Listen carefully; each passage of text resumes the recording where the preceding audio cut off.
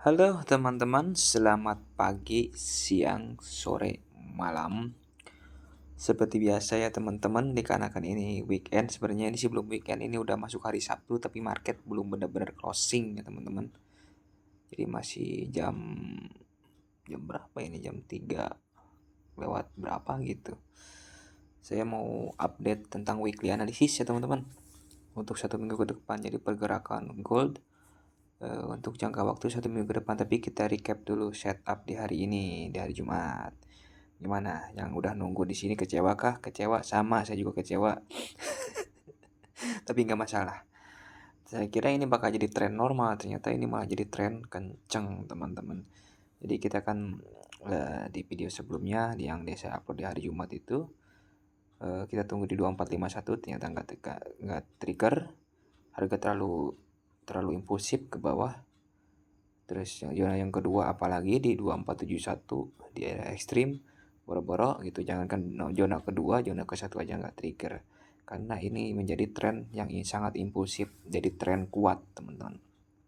Kalau teman-teman pernah nonton video saya yang tentang 3 jenis tren dan contoh setupnya, nah tren kuat ini ada jawabannya di situ. Kenapa sih Mas Jun ketika saya nunggu di area ekstrim kok harga cuman nyampe flag limit udah turun lagi, tapi ketika saya nunggu di flag limit gitu harga malah nyampe ke ekstrim. Tapi ketika saya nunggu di dua-duanya nih, flag limit dan ekstrim, harga boro-boro nyampe ke salah satunya. Nah itu jawabannya ada di video 3 jenis tren dan contoh setupnya. Itu teman-teman cari aja lah di YouTube saya, itu di channel, di playlist ada, kalau nggak saya di playlist edukasi atau apalah. Tapi kita recap dulu yang ini nih. Yang pertama kan targetnya di 2437 ya teman-teman. Fibonacci yang pertama itu ya 161. Di target kedua tercapai. Nah, berarti betul ya teman-teman. Di penurunan gold ini sudah mencapai 2 target yang kita targetkan kayak gitu. Kita akan hapus lagi. Tapi tetap teman-teman, tren yang kita hitung adalah cuma 2 ini doang nih. Yang ini tren reversal. Nah, yang ini tren reversal. Nah, yang ini trend continuation. Nah, berarti penarikan Fibonacci kita tetap di area yang ini nih. Di area SR. Kayak gitu. Kayak gitu. Tapi kita ini dulu lah. Kita lihat mundur ke belakang dulu. Kita harus mewanti-wanti gitu. Nah, kita akan mencari zona-zona di tempo yang besar. Kita tandain dulu ya teman-teman, flag utamanya area flag major, yang major seperti ini. Jadi teman-teman ada yang komen, Pak Jun kan tren besarnya bullish kok nge-sell gitu kan. Jangan bilang skala teman-teman, itu namanya skala. Jadi dalam trading proses itu ada yang namanya skala gitu. Kalau tren tren besarnya nge-buy, kita kan bisa memanfaatkan koreksi seperti ini di time frame yang lebih kecil untuk mencari tren bearish kayak gitu, seperti itu, untuk nge-sell seperti itu. Ini namanya skala. Jadi skala itu siapa kita gitu. Kalau kita intraday ya pakai tren-tren kecil aja lah, walaupun trennya tren minor seperti itu. Kok aku kehapus. Kok saya mati lagi. Kita santai aja teman-teman. Siapin dulu kopinya. Kalau mau nonton video ini, saya perkirakan video ini akan sedikit agak panjang karena kita akan membahas dari segi keilmuan juga, dari segi teori. Jadi kita kalau menganalisa market itu harus ada ilmunya. Melakukan kegiatan itu, usaha itu harus ada dasar ilmunya teman-teman. Karena pakai ilmu aja salah gitu kan, apalagi kalau nggak pakai ilmu seperti itu. Nah ini kan QML di sini. Nah cara teori, ketika harga area swing high sebelumnya di break oleh candle yang bersih, yang clean break tanpa SND-nya di sini, berarti harga ada kecenderungan mengambil area bahu kiri atau area ekstrim seperti itu. Jadi area ekstrimnya saya hitung dari bahu kiri sampai ke shadow paling bawah seperti itu. Kita tandain dulu area sini, area bahu kiri, dari bahu kiri sampai ke shadow paling bawah, area Quasimodo. Nah kita tandai sebagai area ekstrim atau origin kayak gitu. Nah, terus gimana cara memanfaatkan pullback yang kemungkinan akan lama ini teman-teman? Ya, kita cari setup di time frame kecil, main skala kita teman-teman. Nah, kalau lihat teman-teman di sini market struktur valid dihambat yang ini teman-teman. Nih area break yang valid di sini. Nah, ternyata di sini terbentuk momentum sell yang sangat-sangat kuat ya teman-teman. Jadi terbentuknya pull. Kalau terbentuk first pull di sini biasanya akan disusul oleh second pull.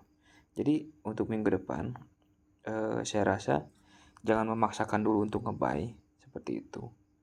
Jangan memaksakan untuk nge-buy karena kemungkinan si gold ini pullbacknya nggak akan jauh, lalu dia akan melanjutkan penurunan yang sangat kencang ke bawah untuk mengambil sesuatu teman-teman, untuk mengambil sesuatu gitu.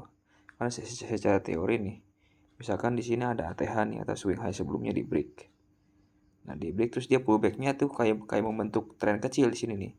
Di sini dia break ke sini, diambil sini. Nah dia biasanya nggak akan pullback lagi setelah dia ngebreak yang ini, tapi dia akan terus turun sebelum dia mencapai harga yang dia inginkan, lalu dia akan diangkat balik ke atas tas seperti itu. Nah makanya kalau di gold ini kemungkinan besok dia akan terus lanjut turun ke bawah untuk mencapai area sini kemungkinan ya.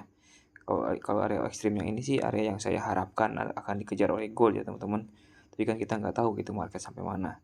Tapi berdasarkan pengalaman dan teori itu setiap terjadinya first pull maka akan disusul oleh second pull teman-teman. Nah masalahnya second pullnya di mana gitu kan?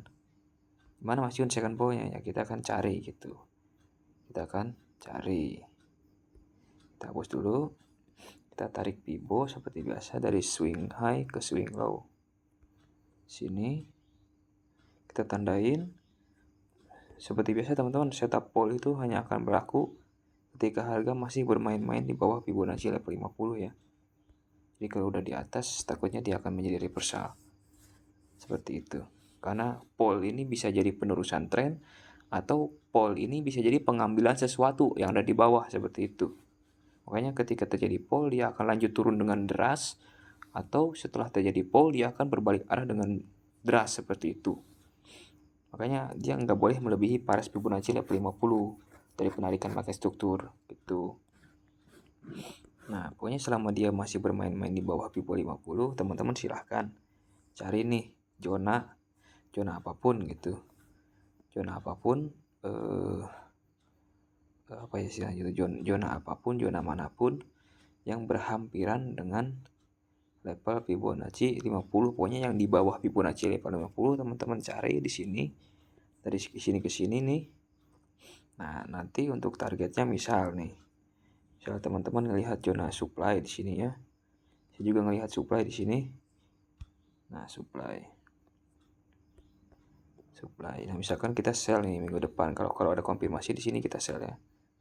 Misalkan ini zona pertama nih. Saya lihat di sini ini lumayan bagus sih zonanya.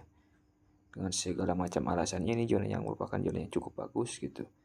Misalkan kita sell di sini, posisi penjualan, maka stop loss kita berada di angka 74 pips tanpa konfirmasi, dengan reward di sini sebelum mencapai area origin di kisaran berapa ini?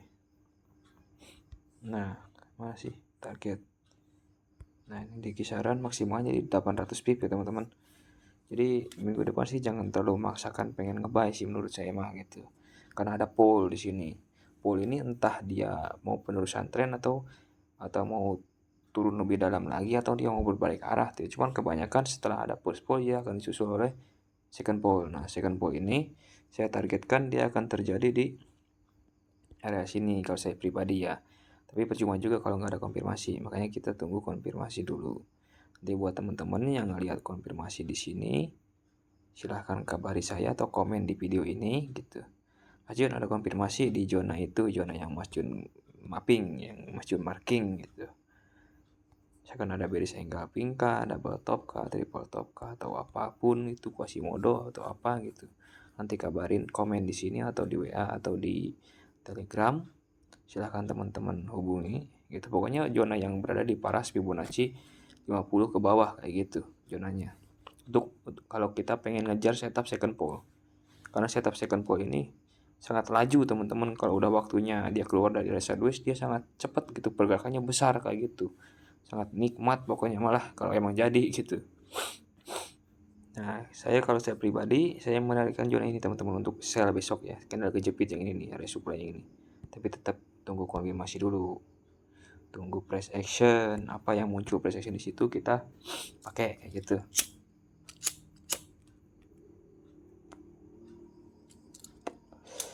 Siapin dulu teman-teman kopinya. Siapin dulu. Kita hanya apa ya istilah itu?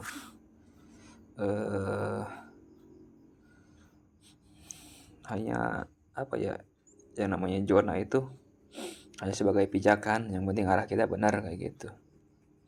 Kalau menurut saya mah berdasarkan analisa price action gitu, setelah munculnya pull dia akan susul second pull kayak gitu. Makanya tahan dulu untuk nge-buy gitu. Saya juga tadi pagi itu pengen nge-sell, cuman emang belum rezekinya.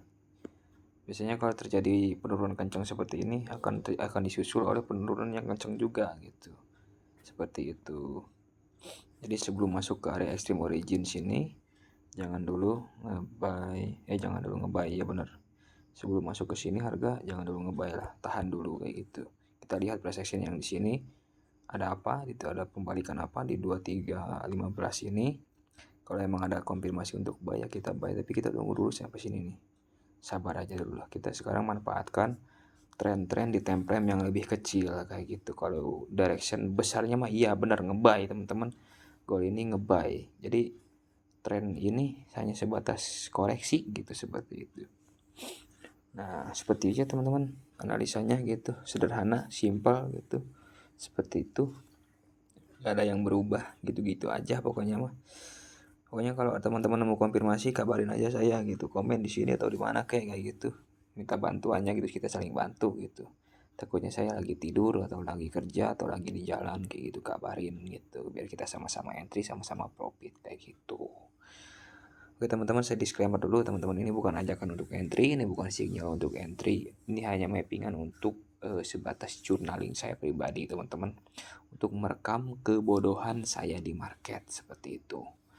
Jadi video ini dimaksudkan agar suatu saat ketika saya chaos atau kalap di market, ngeblank, lupa dengan ilmu gitu, saya akan tonton video ini berulang-ulang.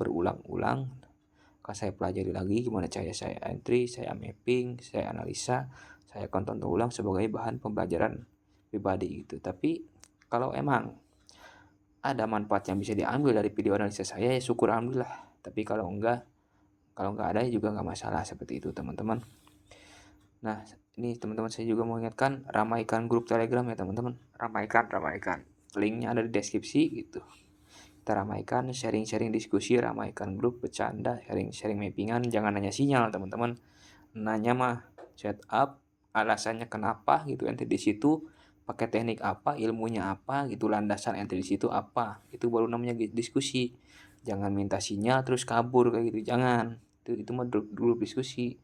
Kalau mau minta sinyal mah cari grup VIP berbayar seperti itu, yang bertanggung jawab kayak gitu teman-teman. Ini mah grupnya grup diskusi kayak gitu. Nah, buat teman-teman yang nanyain robot trading dan copy trading, program sekarang berjalan bersamaan ya teman-teman. Itu program berjalan bersamaan.